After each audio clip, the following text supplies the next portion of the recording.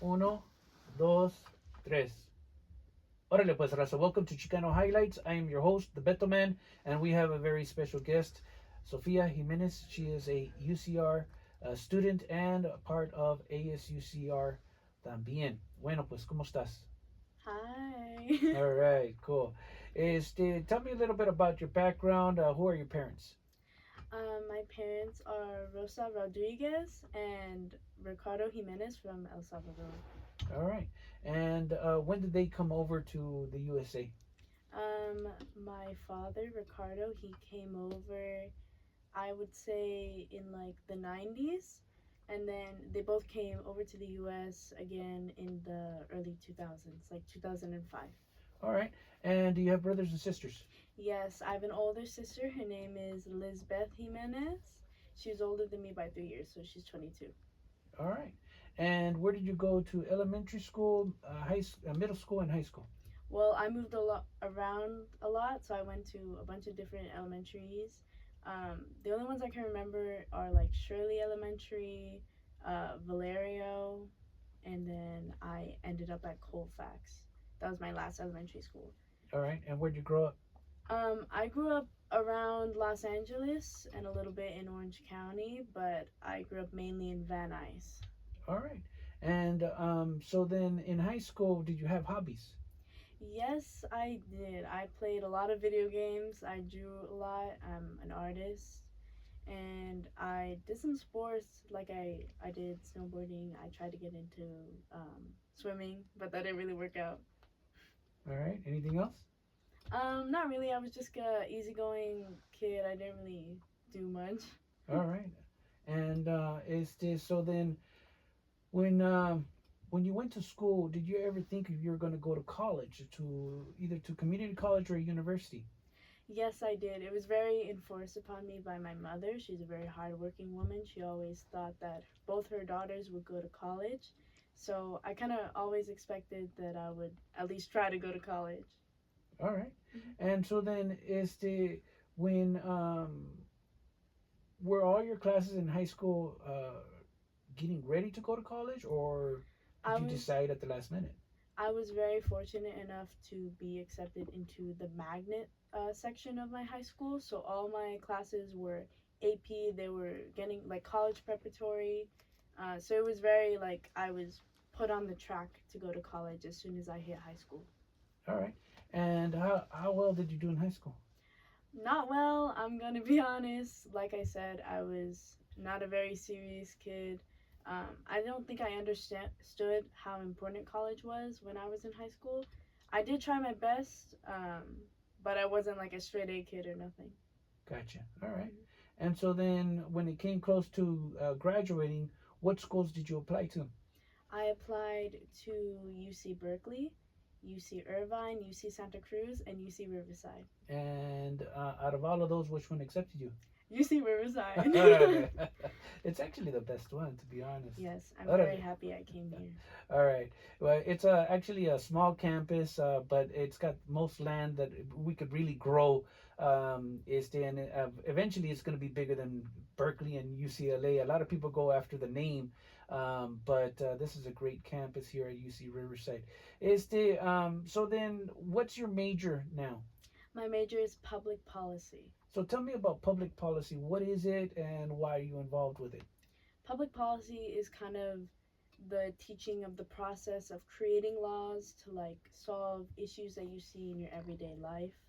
Um, a lot of people who go in public policy, they want to be like lawyers or they want to be politicians or they want to be like bureaucrats. The reason I came into public policy, I actually didn't come to UC Riverside for public policy. I came for a robotics major.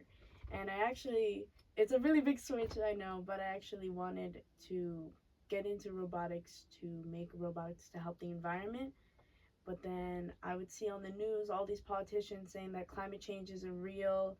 We don't really need to have all these like new ways to bring down like carbon emissions.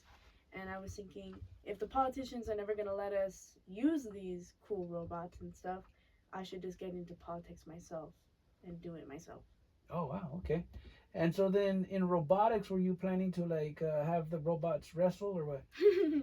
um, I wasn't really sure. Like I said, I didn't really understand the importance of college when I was enrolling. So I just knew that I wanted to help the environment, and robotics seemed like something interesting to me. All right. What can you tell me about the environment and the global change within the environment? Well, I don't really see it as a sort of like scientific perspective. I'm not smart enough to understand all that. I see it from a very like emotional, personal perspective. Like the earth is our mother. And I believe that when I see climate change happening in the news, I feel it on a very personal, emotional level. So when it comes to like climate change, it's kind of something that I feel like you should take into your everyday life. It should be that people are wanting to help the environment, right? It shouldn't be taken like percentages or like science, like statistics, because the earth isn't a statistics. It's something that we're supposed to be consistently caring for and taking from. It's like a relationship. It shouldn't be like I shouldn't have to read all these scientific documents to understand how climate change is hurting our mother. I should just feel it on a very spiritual and emotional level. Cool. All right. So then, in high school, how many jobs have you had since high school? I've had a couple of jobs. I would say four, I think. And what were the in más o menos? You don't have to give me details. What were they? Yeah, what were they? I worked at Denny's as a hostess during my senior year of high school. I also worked with my mother. My mother has a nail salon. I worked as her secretary. Unpaid, but I still count it as a job. Right, of course. Then, when I got to college, I didn't work for a while, but I ended up working for Sabrina Cervantes. I was a paid canvasser for her campaign last January through March. And then now I'm working again as a Denny's hostess here in Riverside. All right, cool. So then, your what year are you in right now at UCR? I'm a second year. I'm a All right. sophomore. So when you moved here, was it a shock to live in the dorms, or are you living by yourself? It was a shock living in the dorms during my first year because I'd always grown with such like a big family. My family was always around me, and I'd never been to Riverside prior to moving here. So it was a little bit of a shock. I did really miss them, but now I've gotten used to it. Now I'm living alone in Riverside permanently, not in the dorms anymore. Oh, cool. Okay. Mhm. Well, tell me about the dorms. A lot of young ladies and a lot of young men are going to transfer over to UC Riverside, either from high school or from community college. What should they expect when they move into the dorms? I think they should expect a very interesting community. You know, you're with a bunch of students who also probably haven't lived on their own ever. So there's a lot of learning. It does get very messy because people are learning to like sustain themselves. I think that people, you know, they shouldn't get caught up in all the consumerism of like, how am I going to decorate my dorm? How am I going to like buy all these like fancy rugs and like robes and stuff? I feel like people get really caught up in that, but I feel like you don't really need all that stuff to live a good life. You just need to focus on the necessities. What do you need in the dorms? I feel like you shouldn't spend all this money to decorate the dorms you're only going to be living in for 9 months, you know? All right. Now, taking classes, I know that it's a different system than high school. A lot of high school students don't realize that at community college you're running on either an 18 week, a 16 week, and at a university sometimes you're running on a 10 week, which is called a quarter. Was that a shock to you when you started running a 10-week program? It was a little bit of a shock. During my senior year of high school, they did start introducing the quarter system, but I didn't realize how fast paced it was in university till I had gotten in here. But I feel like I've gotten into the groove of things and I've started to understand it a bit more. All right. And so then now that you're here and you've taken classes and you've had the crunch of, filling out the essays, the end of the quarter, all of that, how do you feel? I feel really good. I love being a student. I've always loved it since high school, and I'm really glad that I'm able to have this privilege of being in higher education. How does your parents feel that one of their daughters took off and is no longer living at home? And are they afraid? Are they worried? Did they kiss you and say, "Well, we'll see you later"? They're very worried. They always ask me to call up and check on them. Even though I've been gone for like almost, well, a year now, they still get very worried, especially because I'm the youngest in the family. So I think they still see me as their baby. What would you tell the parents? If their child is planning to go off to college, because they're worried too. What would you tell the parents?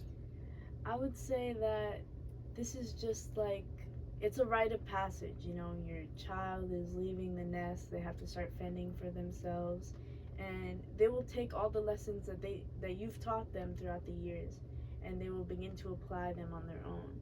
And they will make mistakes, and that's fine. You have to let your kid get into some messes every once in a while. That's Can't how they learn mistakes with them. exactly. All right. And so then your coursework. I mean, looking at how many books do you have to read per quarter per class? Um, in public policy, it's a little different. They usually teach us through essays and articles. So instead of having textbooks for the whole quarter, they'll give us weekly readings, like five, like up to five every week. And we have to like take our notes and do assignments based on those. All right. And looking at your general classes, right? Mathematics, English, all of that. How's that going? All It's done? going good. I'm struggling a little bit this quarter, if I'm gonna be honest, but it's all the hard work. Well, it's all part of the practice, right? Because that's what this is all about. It's about learning it, memorizing it, and then being able to repeat it over and over and over. Uh, that's why you get the better job, right? A lot of people don't realize that you go to the university so that you can get a diploma, which will hopefully give you an 8 to 5 job versus 24 hour, 7 days every night, 2 or 3 jobs, because you're trying to avoid all of that. So you come to college and you learn, that skill, that specific skill, and any diploma can land you almost any job in any field. Um, Public policy. What are you looking for the future in public policy? I mean, you're saying that you might run in an election in an office. What do you want? A school board? Is there a representative assembly? What are you looking at? Well, I feel like now that I'm in my second year, a lot of what I'm going to be doing this year is deciding what I want to do after I graduate. I do want to get my master's. One of the things that UCR provides in public policy is the BA MPP program, where you can get your bachelor's and your master's at the same time.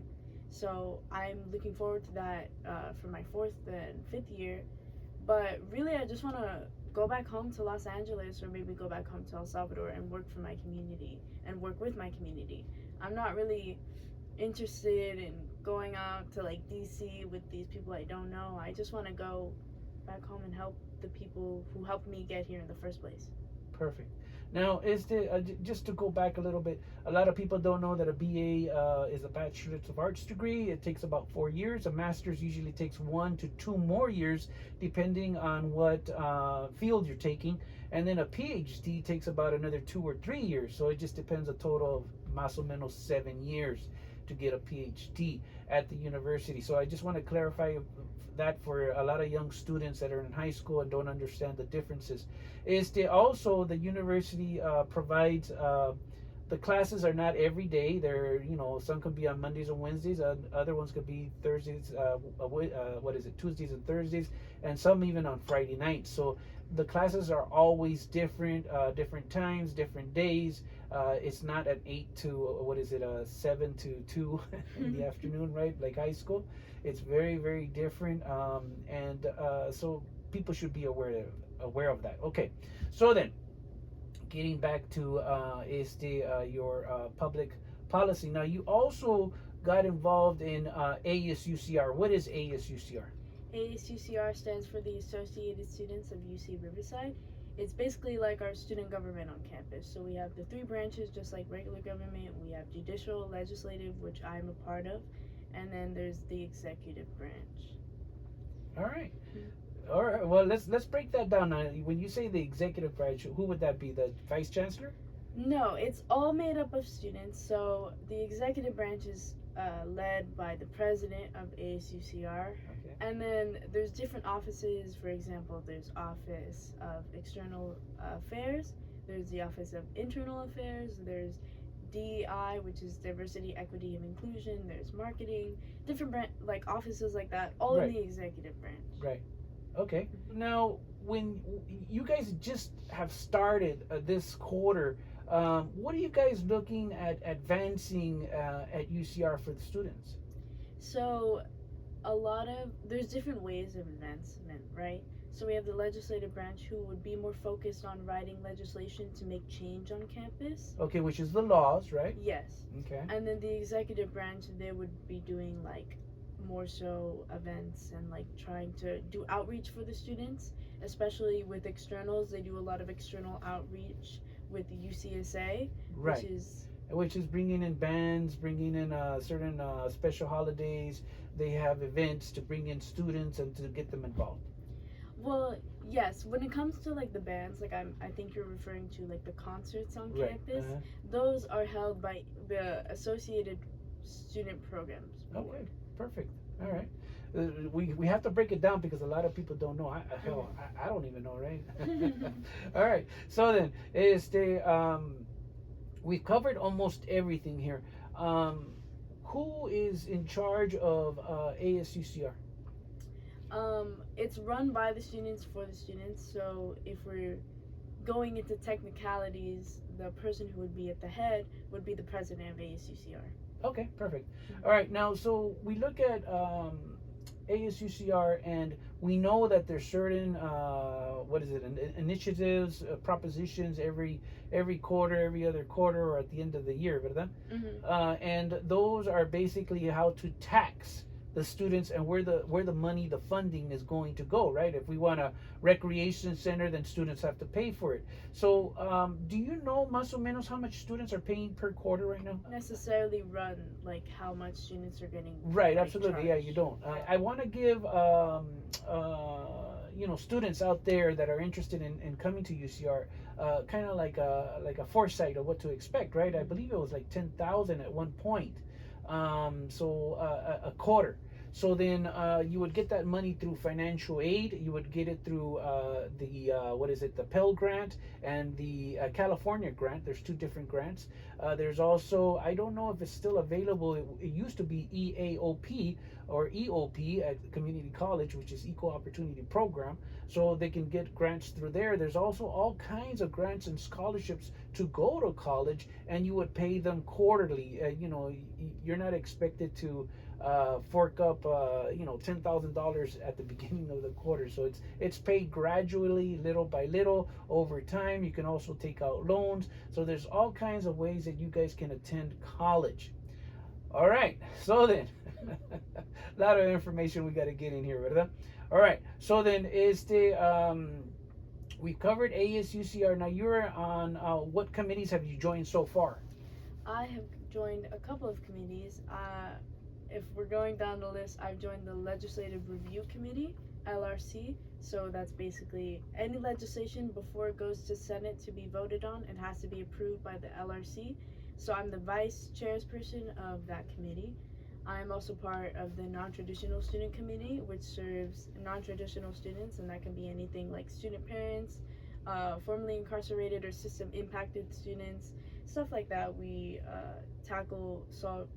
working with those communities. I'm also part of the Highlander Action Committee, otherwise known as HAC. That is activism on campus. We work with local political organizations, I would say, helping out. Like recently we just did the AFSCME rally at Glasgow, which was, we were protesting with workers on campus to get better representation for their contract, their upcoming contract. They're renewing that. So we were protesting with them for that. All right. So then, looking at, of course, UCR, do you know más o menos how many students is the population right now? Take a guess. Just take a guess. If I were to guess the population at UCR, I'd say like a couple 100,000, no? Yeah, oh yeah, no, absolutely, absolutely. Okay. And so then, looking at, politics right now, Mhm. without naming names or groups, right? Mhm. Politics have come a long ways. What do you think is the best thing for the the communities? How should people be giving back to the communities? I know a lot of times we come as UCR students, we learn. A lot of people are here, like you said, they're very superficial. They just want money, money, money. Greed is good, ¿verdad? And they're all into greed and making money, but they forget about our own communities and rising our communities out of poverty, making sure that there's community centers, making sure that kids are not into, of course, drugs, that they have literacy, that they have pregnancy prevention, ¿verdad? Um, how do you feel about all of that? I feel like, especially when university students, they're over 18, they're getting into voting, and they're understanding the politics outside of their parents' supervision, right? I feel like a lot of people forget, even adults, they tend to forget that politics doesn't just start at the presidency, right? It starts with local politics. You have to get involved locally. You have to think about who is representing you in your community first. It's not all about, who's going to win the presidency every 4 years, who are we electing then. No, you have to start thinking now. You have to start going into your community now, and that can look from anything from grassroots to like neighborhood canvassing. You have to learn to trust the people who are at your side first before you can even like think about going into like DC. And a lot of people, I feel like there's a lot of frustration in the community, especially with young students now, that we don't feel properly represented by the political parties that are currently on the ballot for the presidency, right? But that is something that we should have been thinking 4 years ago. That's something that we should have been working on throughout every year. If you only pay attention to what politics is every 4 years when it gets interesting and it's on the news, you're gonna miss a lot of stuff that impacts you directly. I feel like students should be out there voting. Yes, that's very important. But you can't just give up because what you see on the news, right? You can't just feel like, oh, my vote doesn't matter because of what I see on the news, what they're saying, who's going to win this, who's going to win that. Of course it matters. Because you're the people who are empowering those politicians who pay for their salaries. You're the people who should be empowering this nation. And it is a very annoying, when you go to city council and you're there and you're waiting for 3 hours to speak, and a lot of times they do it on purpose, right? They make you wait for so long to get rid of half of you, and then a lot of times they're not even listening to you.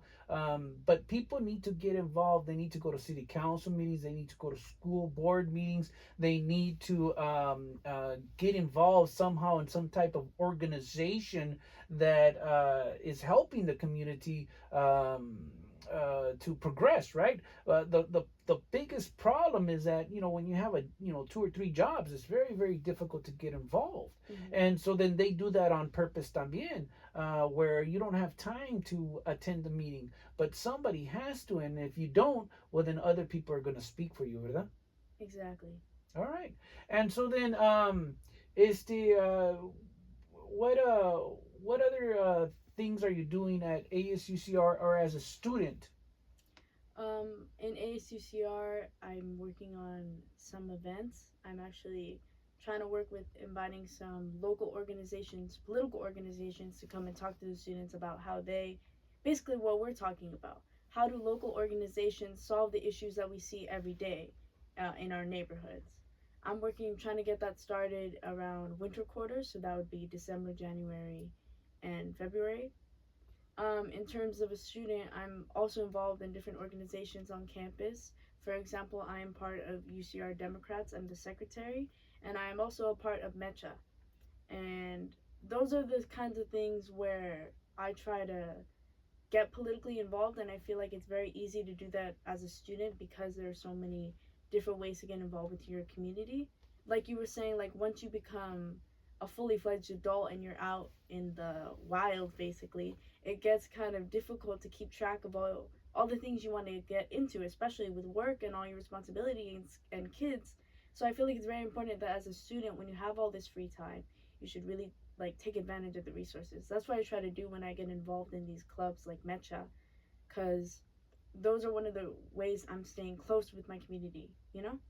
And that's, that's been a principle within Mecha, el Movimiento Estudiantil Chicano de Aslan, is, once you get your education, go back into the barrio somehow and help the community to progress, right, to get better. Mm-hmm. Help them to have tutoring centers, or literacy classes, or bilingual classes, or something within a community center that you can help and participate that way to pull others out, out of the barrios, out of the poverty, out of the communities that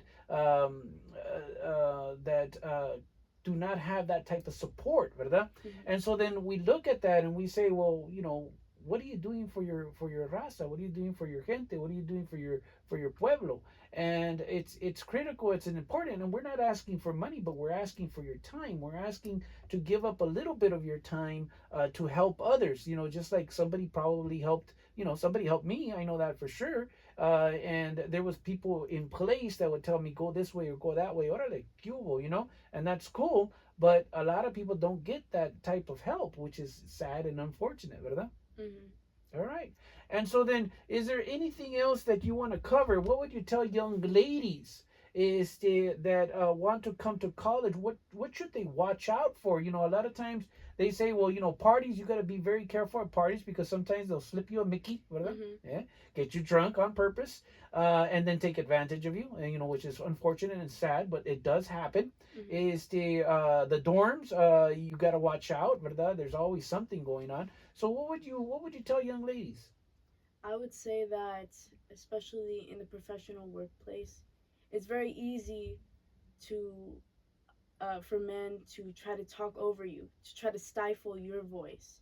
For men, and especially I feel like brown women and people of color, it's very like men will always try to make you feel like your voice is less important. I feel like I've encountered that a lot, especially in the political workplace, in the public policy. You think that you come to university and everyone's so inclusive, like they have all these um, like initiatives that they want to get women more involved. However, that's not always the case, and I feel like if I were to tell something to women who are joining the universities, you have to stay strong. You have to remember that what these people are trying to tell you, it's not true. The power is within you. You don't have to let, nobody's going to give you power. You already have it. So I feel like you have to remember that, and you have to stick with your women. You have to uplift each other. You can't forget in each other. Like, you can't forget each other, and you can't let this feeling, like they have this in the workplace, I feel they have this idea that you have to climb over each other to get power. That's not true. You have to uplift each other, and then we all get power together. Exactly, and that's called doggedness, competition. Which is unfortunate, but that's always the way the system has been built in order to weed out the weak, ¿verdad? According to them, ¿verdad? It's a jungle, it's a concrete jungle, which is really sad because they're working on a whole different idea.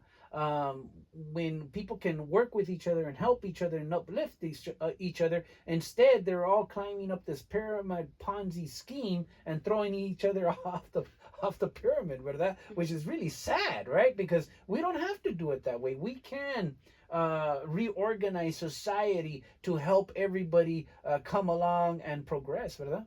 Mm-hmm. All right. Any last comments or ideas? Um, Anything? I would just like to say one thing that we were talking about in Mecha is that when you're going to like university, you're really doing it for the people who couldn't make it there with you. I feel like a lot of the reasons why I do what I do is because my parents couldn't go to university. Or some people I know in my family still couldn't go to university, even though they should have. So I feel like you shouldn't forget your privilege once you get here. You should always remember where you came from, and you should always go back to your roots and uplift the people who brought you here. Um, I would also like to say, as senator, I'd like to plug in my Instagram. My Instagram is Senator PP underscore for Senator Public Policy. So if you guys can follow that, that'd be great. All right, there it is. All right. Well, thank you for coming. You'll come back again, ¿verdad? Of course. All right. That's going to do it, Raza. We've been interviewing here Sophia Jimenez. And of course, I am your host, the Beto-man. That's going to do it for us. Remember to tune in to Radio Slan, KUCR 88.3 FM every Friday night. Simulcast on kucr.org. Ahí te guacho. Hasta la próxima.